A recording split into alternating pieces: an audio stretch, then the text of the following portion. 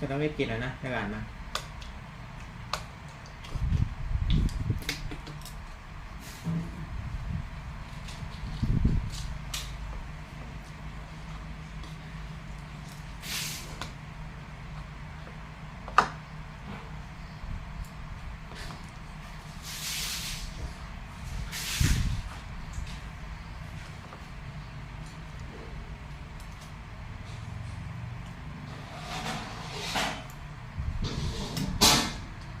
ลืมบอกเทียน้ำแข็ง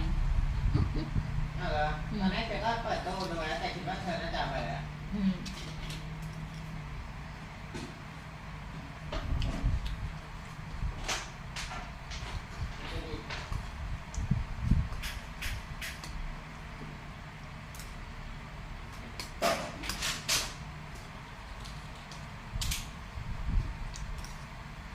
เดี๋ยวการเฝ้าแก๊สไว้แป๊บนึง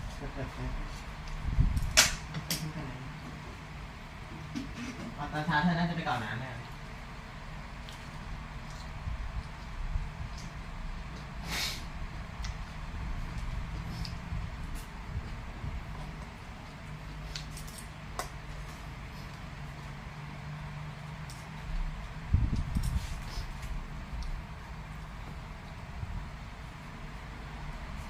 เสียต้มน้ำร้อนเลยเหรอแต่ยังใส่น้ำเยอะเพื่อนใส่น้ำนี่น้ำข้างหลัง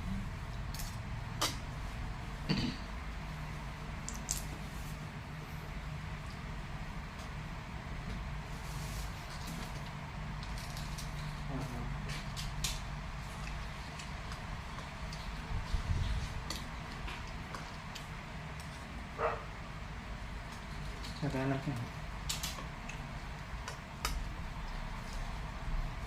ฉันไม่ได้เอากุญแจล็อกประตูจะไปไหน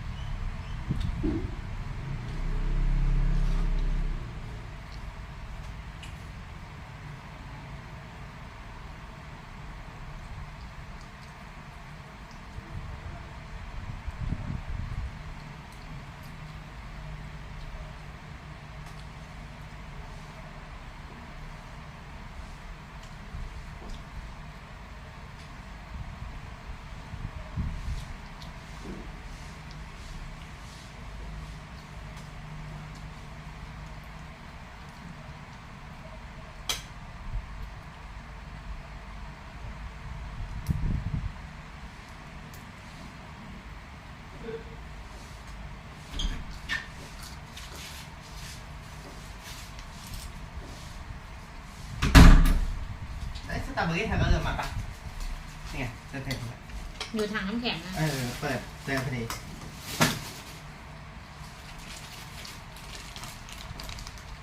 ฮัลโหล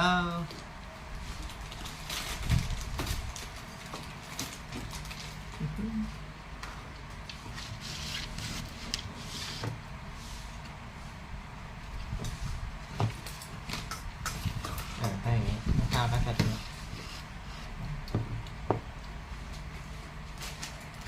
ไหนหน้ากระติกน้ำแข็ง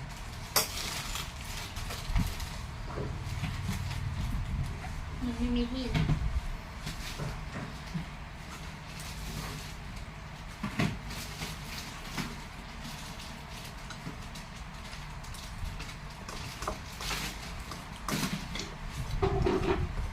น้ำไม่ต้องเททิ้งออกมาได้เลย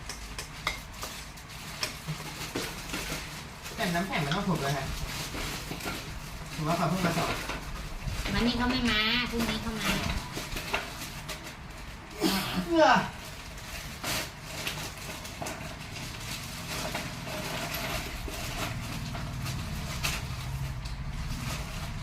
ุ่งนี้เขามา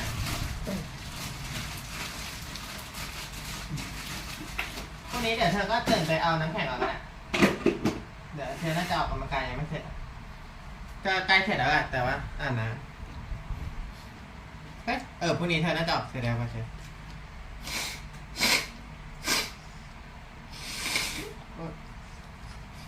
วันนี้เชฟตื่นเลทไปหน่อยปกติตีสี่ครึ่ง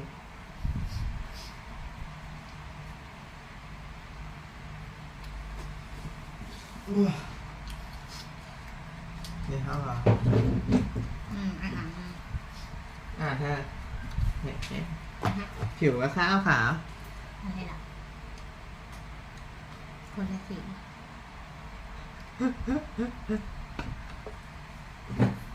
อ้าวเฮ้ยกินผิดอ้าวไหน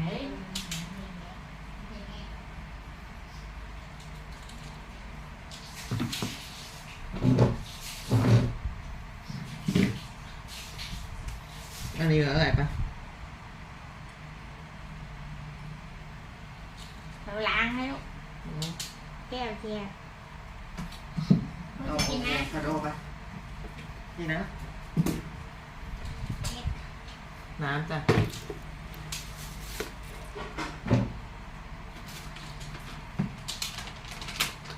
อ้าวมีแต่กระติกน้ำอยู่ไหนนี่ไงนะ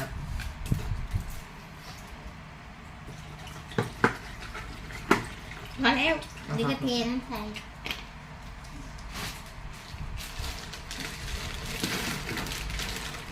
ต้องใส่น้ำลงไปก่อนมันจะได้มีพื้นที่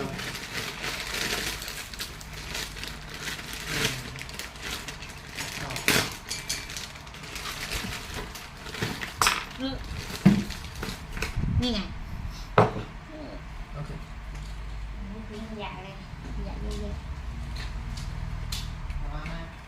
ของร้อนมาได้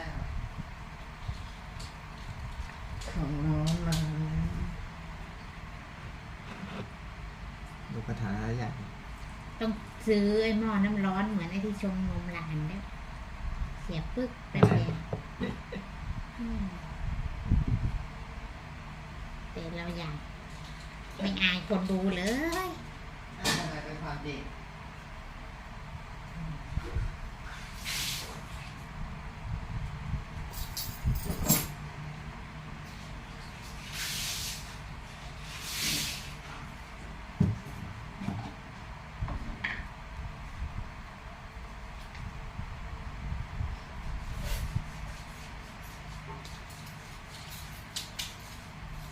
ทำอะไรกันเตรียมไม่ใส่ลงไปเลยนะฮะข้าวเดี๋ยวใส่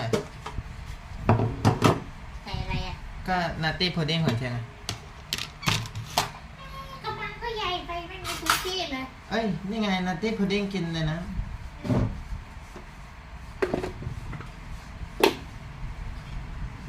ซื้อไม่รู้ขนาดได้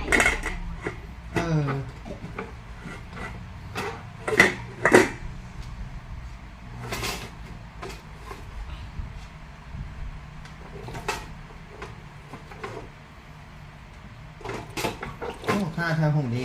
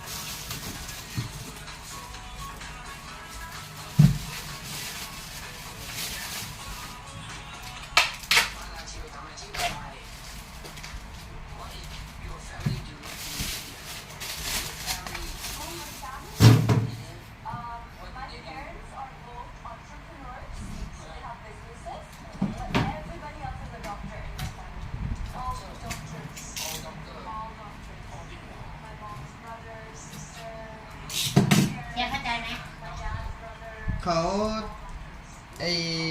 มีคนหนึ่งทำงานเป็นผู้ประกอบการส่วนอีกหลายคนทำงานเป็นด็อกเตอร์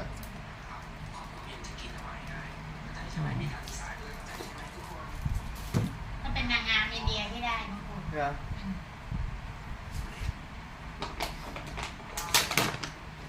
Hi everyone. I will show you how to make my nutty pudding. This milk, nut milk,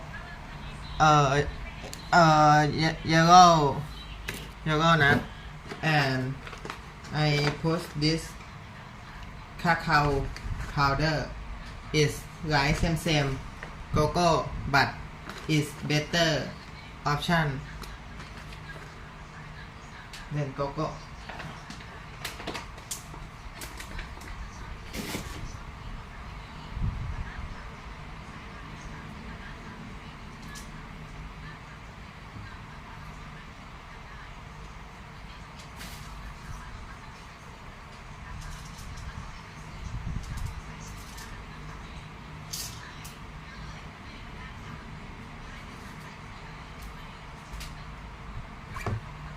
And then I use this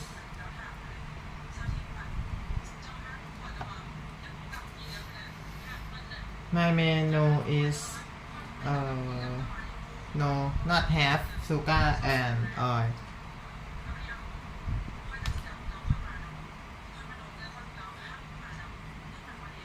but in the food have fructose.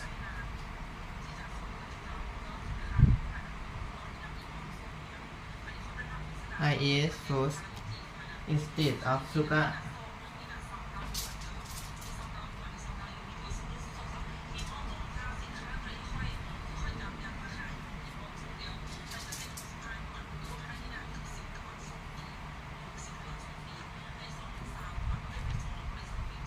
You can make it at home.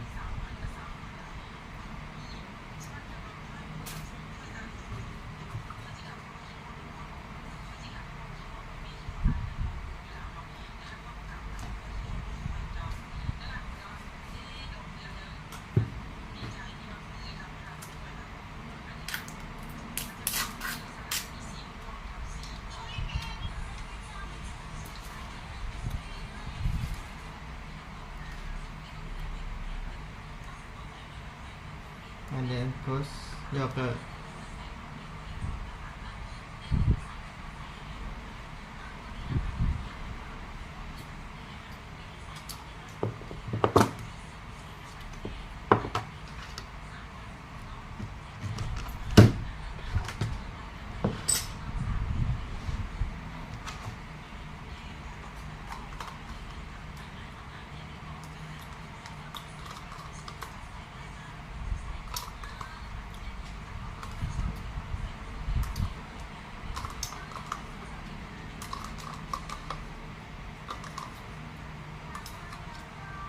I eat like this in every day. Same menu, same exercise, and same sleep, and same diet. And then I push this nut.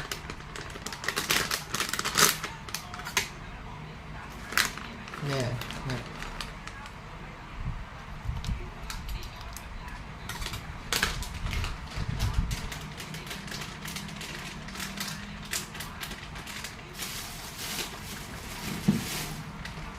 And then golden fat 1 spoon.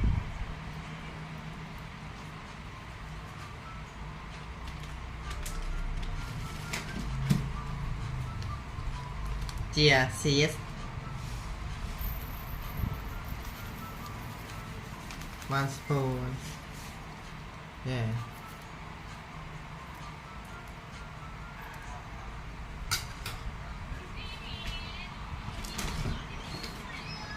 And then cinnamon.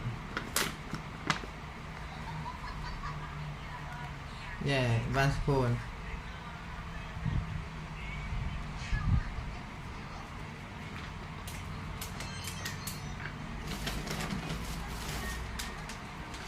And then flax seeds.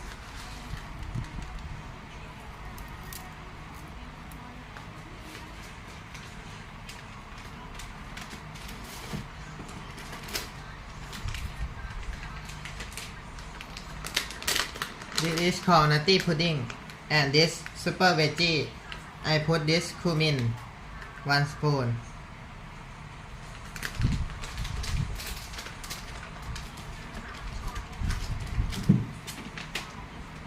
And my raspberry. I put this goji berry. Okay. My goji berry. And then put this black goji berry.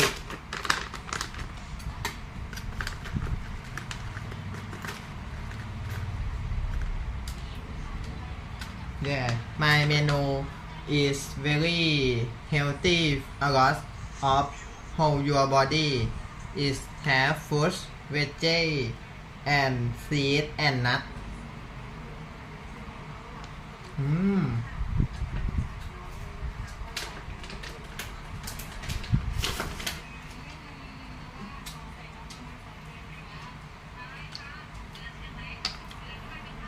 And then I put this to my super veggie. This is called apple cider vinegar. I put one spoon, little bit.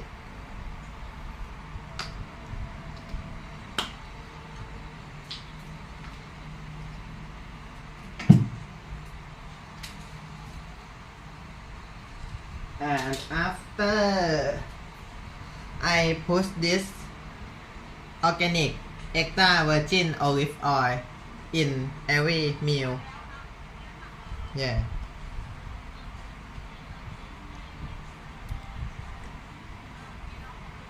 This papaya salad and pumpkin with egg. I put banana instead of sugar. Yeah. This is good fat that help your body a lot. And then I use this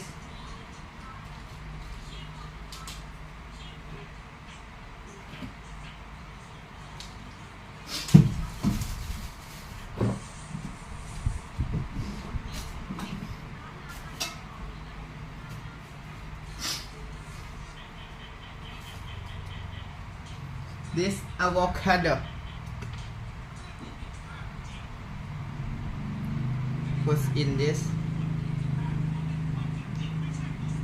to perfect your meal. I eat like this in every single day.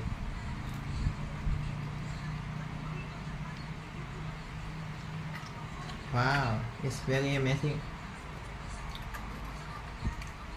It's called superfood avocado. A lot of healthy inside this.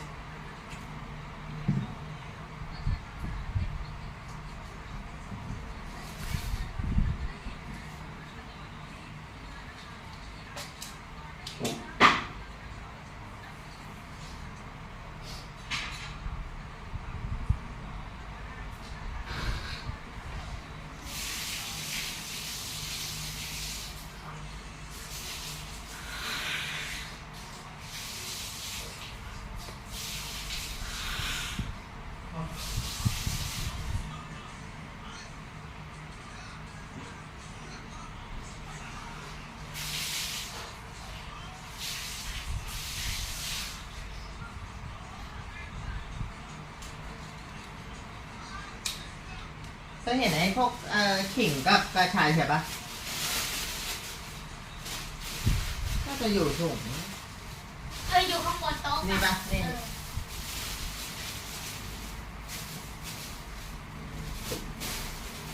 ไม่อยู่ถุงไหนนะ เราเห็นแวบๆอยู่น่ะ ขิงกระชายอุ๊ย เหมือนมันเอามาแล้วแต่ว่าแวบๆอยู่ น่าจะประมาณ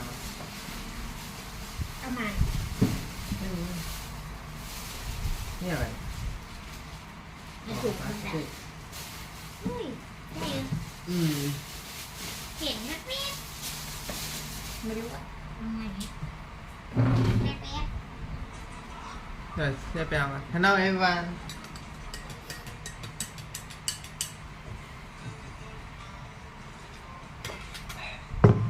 I have to find ginger and garlic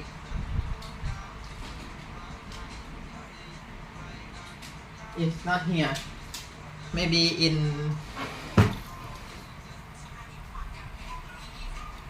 ถ้าอยู่นี่นะ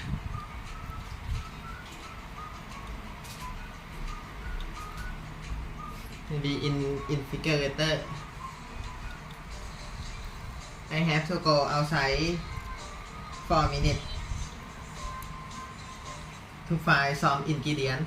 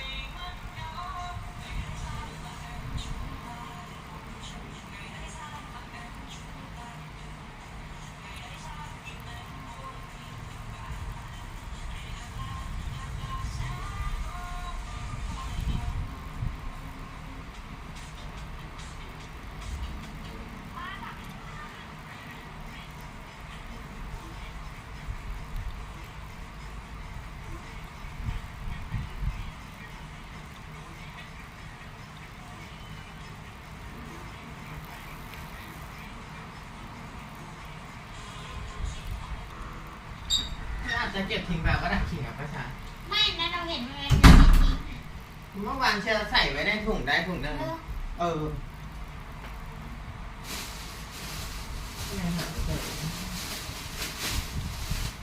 ็ได้ปกติมันอยู่ในถุงพวกเนี้ยแหละน่าจะอยู่ในถุงเดียวกับฟักทองมั้ง เขาไม่ต้องกินวันนั้นจะไปทิ้งตัวเมื่อวานซื้อมาตามไปแล้ว ว่าแต่ไม่ใช่มันอยู่ไหนในตู้เย็นก็ไม่มี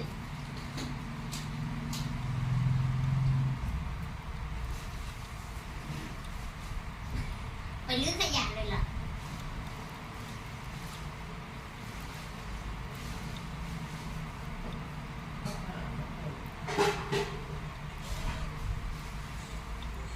อะไรเนี่ยที่เป็นนาฬิกาอย่างนี้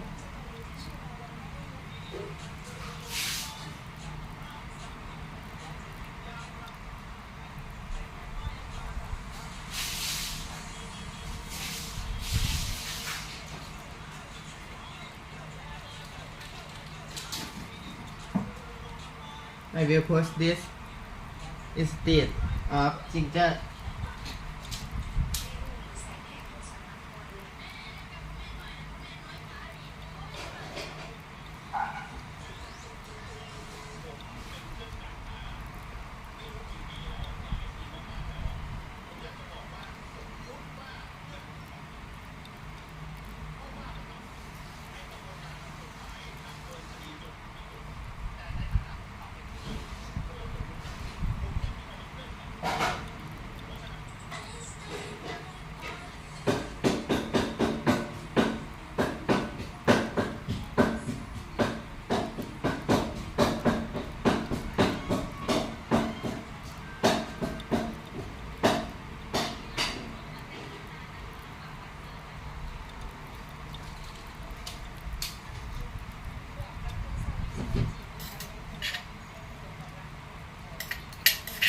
This garlic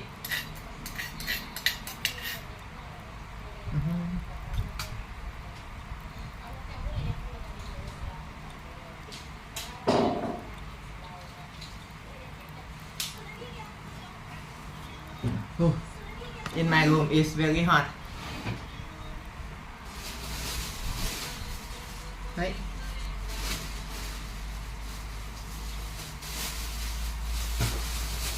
My strawberry.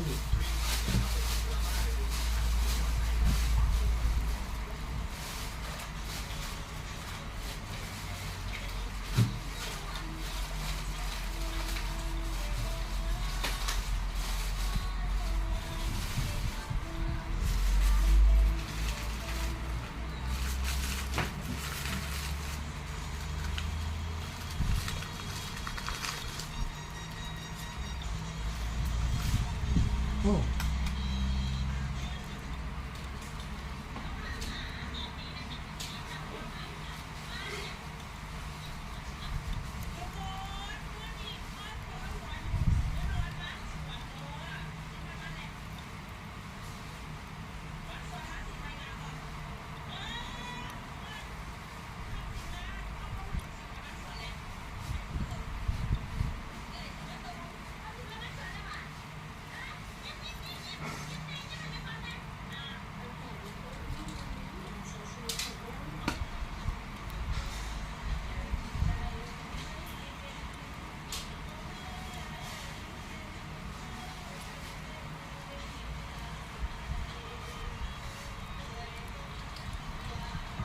It have a lot of time to prepare this food.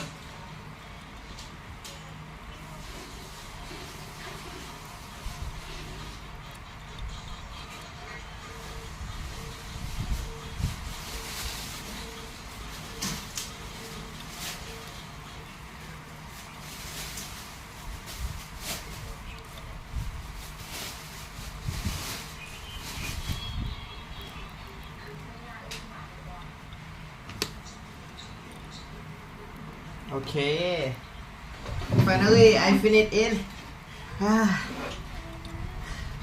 Sorry for waiting. I already finished it. Okay.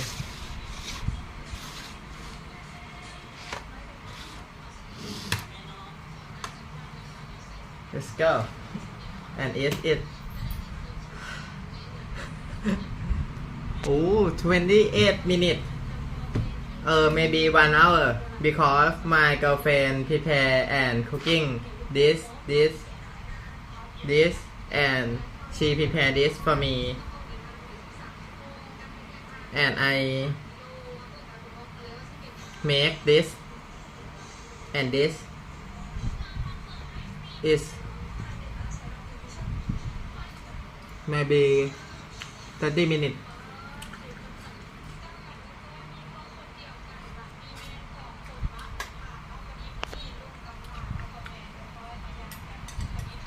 Nice to meet you, everyone.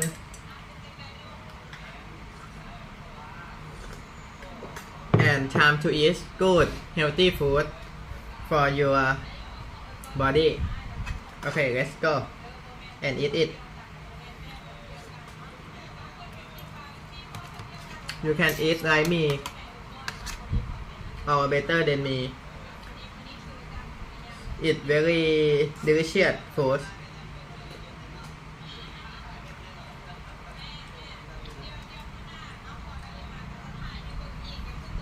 Most people think usually healthy food is not delicious, but I make healthy food is very delicious. You can make it like me and eat it.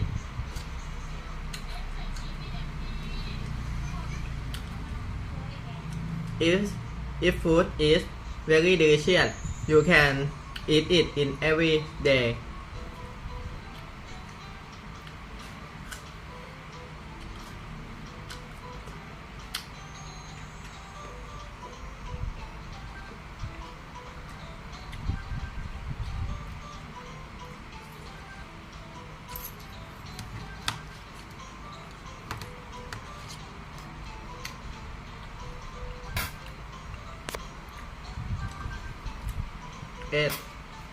Eight a.m.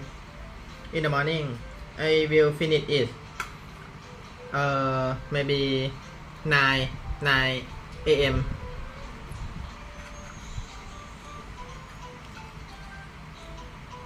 or maybe 30 minutes after I eat.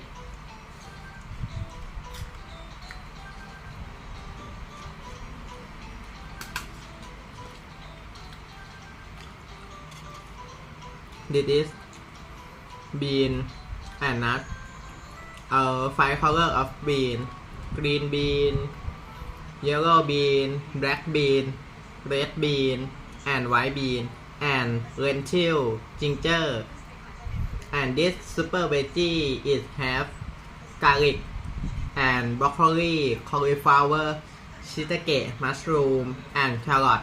And this library is have goji berry, blackberry inside. And this my fruit and veggie.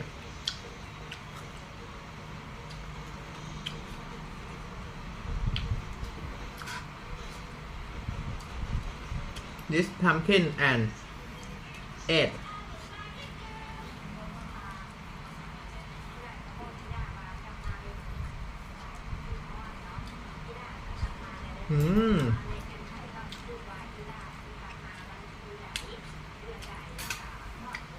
ตาลทำเก่งมากอะส้มตำกับฟักทองเธอใช้สูตรเขียนนะไม่ได้เอาอ๋อโอเคน อกจากไอ้เม็ดเกลือนั่นน่ะใส่น้ำตาลนิดนึง ดอกเกลือนะโอเคเก่งมากนั่นแหละเชื่อจะทำให้ it make me better and good health and in the long term I will be longevity life and health span and lifespan.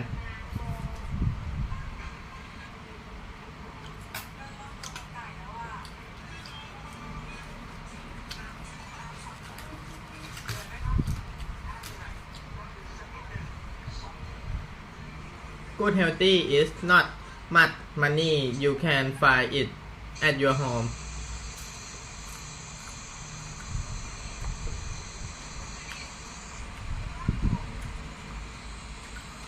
You can exercise, you can design your lifestyle when you eat, when you finish to eat, when you sleep, and when you wake up, when you exercise, how you exercise,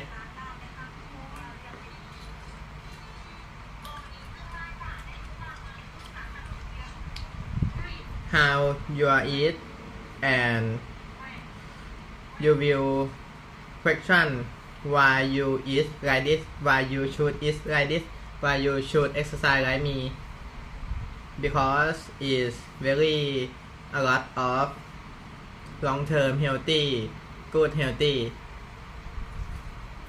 If I don't eat like this and exercise like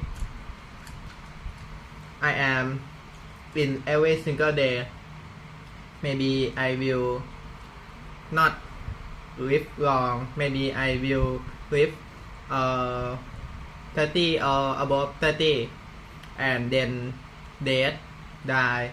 But in every day and every month after version of me I go to emergency room every frequency and go to hospital. I have a fever and I sick every frequency, and then I realize that I should take care of myself and eat good food and good exercise.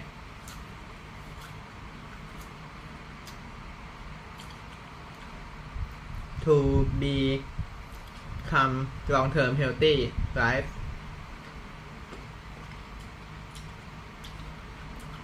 Because I have a very big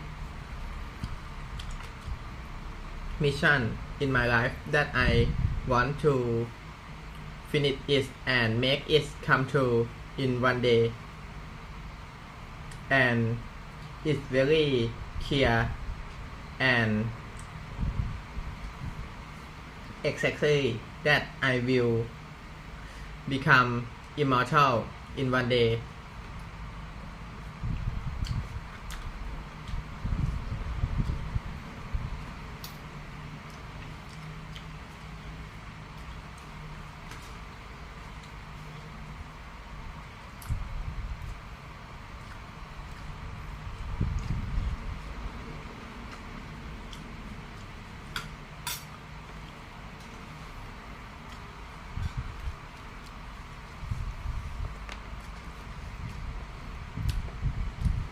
Okay, everyone, we will listen. Time to listen to improve your life. when I eat I will learning from successful people.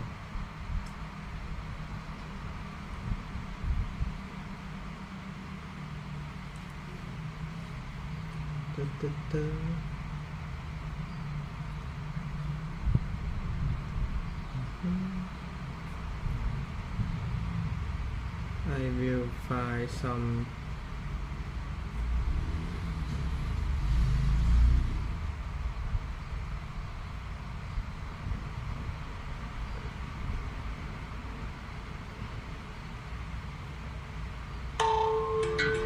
This is what the road to human immortality looks like.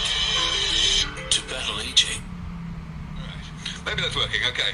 Hello, everybody. I'm a little bit of an anomaly in this meeting because at LEV Foundation we don't do DSI really, and we don't do AI either. But I am very supportive of the role of DSI in the longevity movement, and certainly also of the importance of AI in longevity. So I'm going to try and make some linkages. However, I think in the panel afterwards there's going to be a bit of discussion about whether that linkage is being oversimplified in this community right now. But in the meantime, right, I'm going to talk about some experiments that the experiment that we are doing at LEV Foundation, which is a bit of a groundbreaking experiment, one that I hope is going to be repeated both by us and by others in the community in the coming years, because I believe that it is going to be the route one to increasing our knowledge of how to bring aging under comprehensive medical control, and also how to convince the world that that is something that is coming in the foreseeable future. Now, of course, because we're working with mice, there is bound to be some skepticism as to whether the results that we get, insofar as they're positive, will translate to the clinic. But of course, well, that's not new. That's true for the whole of medical research, and it doesn't stop people using mice as the place to start. And indeed, our work, for various reasons, seems quite likely to be less susceptible to that problem than most, simply because we are not doing drugs. We are focusing on repairing the damage that the body does to itself throughout life, the damage of aging, rather than slowing down the rate at which the body creates that damage in the first place. So I'm going to talk a little bit about this experiment and hope to convince you that it really is as valuable as I say it is. The main thing about it is that we are doing bona fide rejuvenation. We're interested in taking mice that are already in middle age, maybe 2/3 of the way through their natural lifespan, and fixing them up so that they live a fair bit longer, and in particular their health span is extended. There have been a couple of experiments, quite high-profile ones, published recently, in which mice that were extremely old, such that, they were already at the end of their average lifespan, so only like half of them were even alive still. And of course, the ones that were alive were, fairly sick. And so this experiment was more a case of extending sick span rather than health span. So we're not doing that. But the key thing that we're doing is that we are not doing just one thing at a time to these mice, which is what almost all experiments in this field tend to do. We are doing a lot of things at the same time to the same mice, and the result is that we are able to explore the possibility of synergy and additivity of these things. And above all, we are very much interested in doing cell therapies and gene therapies, because we believe that unless you do that, in other words, if you only do orally available interventions that you can put in the food, then you're just not going to get very much effect in the long run. But these experiments are very expensive because there's a lot of labour involved in cell therapies and gene therapies, both in administering them and in manufacturing the reagents. And you're not generating much IP either. for this kind of thing, because these are typically interventions that are unpatentable or have been off patent for a long time. Furthermore, it doesn't really fit the incentive structure of academia either, because we're talking about things whose mechanisms of action are not really being explored. And furthermore, you're going to get negative results quite often if you start late in life, and academics don't like that because journals don't like it. So anyway, that's what we're doing. We're starting with normal middle-aged mice, and which basically means mice that are about 1.5 years old. These are mice that normally live to 2.5 years or so on average. We have chosen our component studies on the basis of prior results in the literature. People having succeeded in extending lifespan a little bit, starting late in life, by applying each of these things individually, and we're taking that forward to combine them. A key thing is that these things have to be significantly different from each other so as to maximize the chance of additivity. But also, of course, we've got to be able to do it at scale, because we're talking about a lot of mice. We're talking about 1,000 mice. Why are we talking about 1,000? Well, first of all, let me just highlight this database that we produce as a kind of side effect of the project. It's a database of all the published studies that we could find on extension of mouse lifespan, not restricted to the type that we're using in our study. So it includes transgenic models, it includes early onset, as well as just individual interventions rather than combinations. But we hope that's going to be useful for people. Anyway, so yeah, the study itself is really quite complicated. In particular, there are 10 treatment groups for each sex, because we don't just want to have a group that are getting all 4 of these interventions and a group that's getting none. We also want to make sure that we're doing the experiment right, and the way we find that out is by having treatment groups for each of the individual interventions. And furthermore, we want to identify antagonistic interactions between the treatments, and so we have treatment groups getting all but one of the interventions. And we do a great deal of analysis of health span as well. Does this work? Yes, it does. Of the health of these mice, we look at things like curvature of the spine, loss of hair.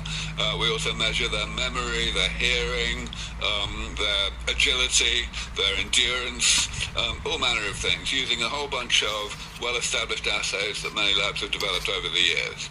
And we also isolate some tissues. Every so often we kill some mice. When 20% of a treatment group are dead, we kill a few just to be able to isolate tissues. Obviously that means that those mice are excluded from the survival curves. But yeah, that's another part of the experiment. So it's huge. It costs basically $3.5 million to do this experiment. You can see the kinds of numbers we're talking about. You know, thousands of plasma samples, thousands of tissues that we're fixing and freezing, 120 animals that we're culling, things like that. So here are the interventions. Rapamycin is something you're probably all familiar with, a compound that is well established to extend lifespan in mice, including starting late. Then one thing that you may be less familiar with is heterochronic bone marrow transplant. So it's been quite an area of interest over the past 20 years to give young blood to old mice or rats, but in particular most of that work has been focused on the plasma rather than on the cellular component, and only a little bit has been done on the cells, but this seems very promising, and a number of groups including VTDAO have been interested in this. We're doing telomerase gene therapy, which is to extend and maintain the telomeres of mice. This again was shown maybe 10 years ago in the first instance to have a good effect starting late in life. And then we have a senolytic, galactose conjugated navitoclax. I don't have time to talk about the details of that, but we did that as well. And as I say, we do a huge amount of analysis. Some of this analysis is yet to be done because we don't have the funds to perform it, and also because we're still collecting collaborators, people who have particular expertise in some of these analyses and can do it better than us. But here's the bottom line right now. This is, the experiment's not over, as you can see. These survival curves are not complete, but the thick red lines on the two graphs here for males and females the treatment group that are getting all 4 of these therapies, and the thick blue line is the treatment group that's getting none of them. All of the others are the ones that are getting either 1 treatment or 3 treatments.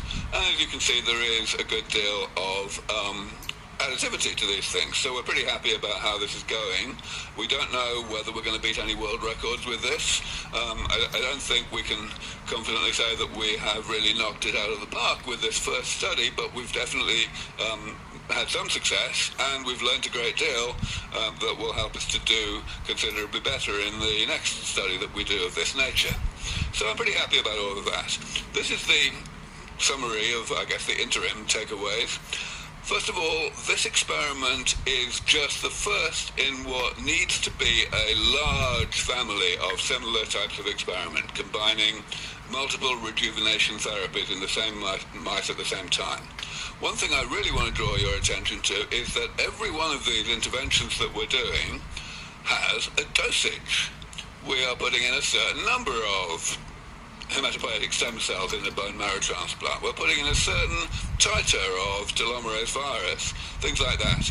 And we have absolutely no idea whether we're getting it right. So it is going to be very important to repeat experiments like this with different dosages and learn more from that. But that's nothing, because we've got a huge amount that we want to do with different treatments. I believe I have... Oh, no, I don't. Damn. Let me go back. If you go to our website, ep.480, you will be able to find the current design of the next study that we want to do, which involves 4 different interventions, all of them, again, very exciting ones that have a lot of positive data and that we believe will have a good chance of synergizing. So, this is very, very important work. We believe, in fact, I will go so far as to say, I think it is the single best value for money in terms of knowledge gained per dollar spent of any experiment that's going on in the entire field right now. That's despite the fact that these are very expensive experiments. We definitely need far more of these studies. We're going to have more interim results coming up soon, of course. The survival curves will be complete sometime, probably towards the end of this year.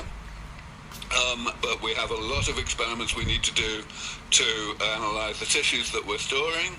And of course, we're also analyzing the data that we have obtained non-invasively, the visual and behavioral data that I mentioned earlier. That data, there's a lot of it, and we are only now in the process of beginning to analyze it with the help of a number of collaborators.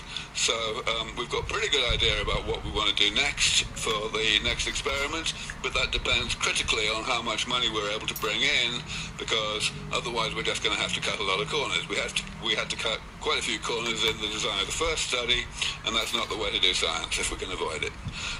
For those of you who are more inclined to want to dig into the details, we published a paper quite recently in Expert Opinions on Therapeutic Targets on the details of the study, and of course anyone here who is interested in supporting this work financially so that we can do the next experiment, please take a snapshot of that QR code or go to our website. This is our website, ep.480, and there's plenty of information there. I think I've...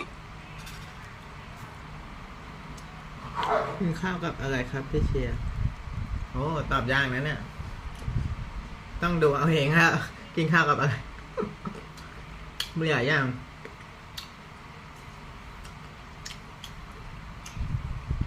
5 minutes or so for questions. I hope there are some. ขอบใจมากครับที่ถามขอบคุณมากครับเดี๋ยวเชียร์จะตอบให้ละถามครั้งเดียวนะเพราะว่าเชียร์กินอย่างนี้ทุกวันอันนี้มีองุ่นแล้วก็ผักขาวฝรั่งแล้วก็นัตตี้พุดดิ้งส้มตำแล้วก็ไข่ใส่พริกหยวกแล้วก็ฟักทองแล้วก็มีถั่วแล้วก็ผักจะเรียกมันว่าซูเปอร์เวจจี้แล้วก็ข้าวไรเบอรี่มีแตงโมแล้วก็ชาเขียวนะครับมีหลายอย่างมาก Thank you very much.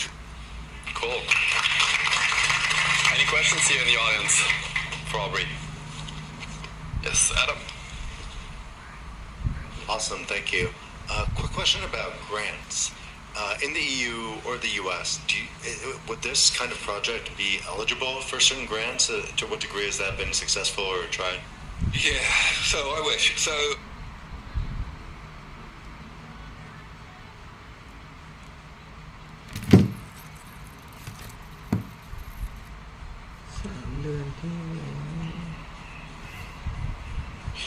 Hello, everyone. Our program is about to begin. Please take your seats and silence your cell phones. We have a full house tonight, so if there's an open seat next to you, please fill in and move to the center. Thank you.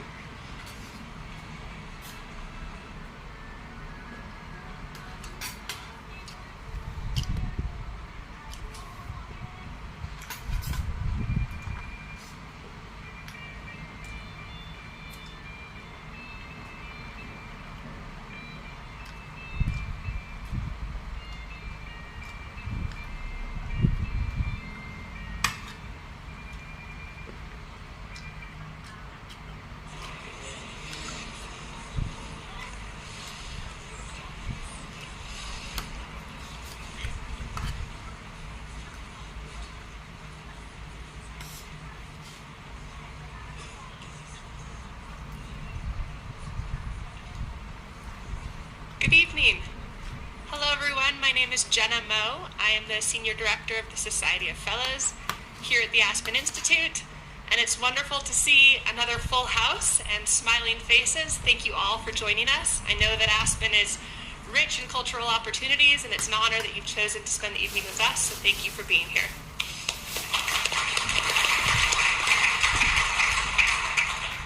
Also, happy summer. I know it's a little warm today. We've got the doors open for a breeze, and AC mechanics on their way. So if you get a little toasty, we're aware and we're working on it, so thank you.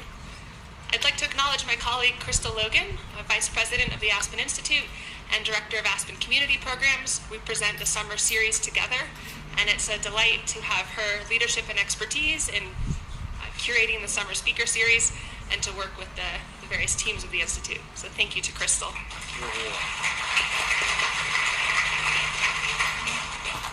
It's also important to acknowledge Gina and Jerry Murdoch for their leadership and their generosity in underwriting the Murdoch Mind, Body, and Spirit series. Thank you to Gina and to Jerry.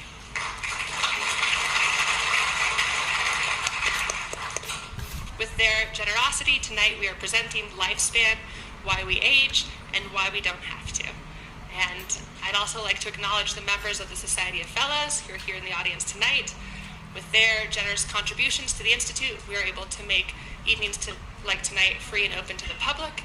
And members of the Society of Fellows go deep with the work and the impact of the Institute to drive change through leadership and dialogue. So thank you for your annual support. It means a lot to all of us. And if you're not a member, please join us. It's now my pleasure to introduce our featured guests. Our moderator tonight is John Driscoll, who's a dear friend, Society of Fellows member, and also senior advisor at Walgreens Boots Alliance. And of course, our guest of honor, Dr. David Sinclair, Officer of the Order of Australia, tenured professor, Department of Genetics at the Paul F. Glenn Center for Biology of Aging Research, Harvard Medical School. He's also featured in 7 books, 3 documentaries on 60 Minutes, and in many other important media. So please, gentlemen, the stage is yours, and thank you.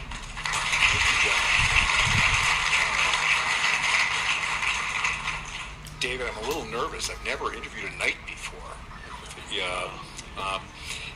David is also as I think everyone here knows, the leading researcher on longevity and aging, and has provoked perhaps the most creative and successful entrepreneur of our generation. Elon Musk has on X communicated, David, that our lifespan is programmed by our genes. What says the knight? Well, I don't proclaim to be an aerospace engineer, but I do know a little bit about biology, and what's surprising is that only 10% of our future health is determined by our genes. And that's surprising, right? We're told DNA is our destiny. And at most it's 20%, but it's certainly not the majority. So, I'll debate Elon on that any day. And how did you come to this area of, sort of making America young again? I mean, making the world young again. Like, sorry, just had to need to get that in there. How did you come to this field? Well, the first thing is I came to the U.S. It was always a dream of mine. I grew up in Sydney, Australia, as I think most of you know, hence my accent. But I came to the U.S. because it especially Boston, it's this world center for biotechnology and discovery. You were there. You were in a lab that discovered how DNA separates in the cell and copies itself. It's an amazing place to be at Harvard in Boston every day. I'm grateful to be there. And I sought out Boston as a place to go to because it's the Mecca. I think if I was born in ancient Greece times, I would end up in Athens. I'm just attracted to where the action is happening. And Sydney, though it's a beautiful place to live, it's not really the place of action for world change. And I not only do I want to make Americans live longer, it's now my home, it's my country, but my hope is that for many generations, perhaps indefinitely, as long as civilization exists, that the research that we're doing will benefit the entire planet, both rich and poor countries, old and young people. And is it really true that Robin Williams was your inspiration at age 20? Could you maybe explain that, which doesn't show up in your scientific background? It is true.